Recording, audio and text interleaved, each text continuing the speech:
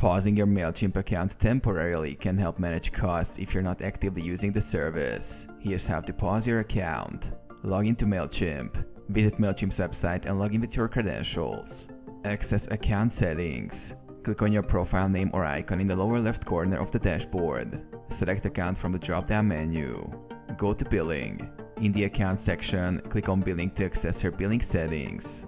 Pause your account. Look for the option to pause or temporarily suspend your account. This may be under a section labeled Manage Subscription or similar. Review the pause terms. Read the terms and conditions associated with pausing your account.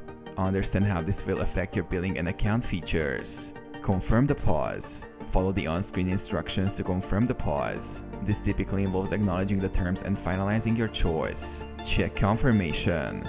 You should receive a confirmation email or notification within Mailchimp indicating that your account has been paused.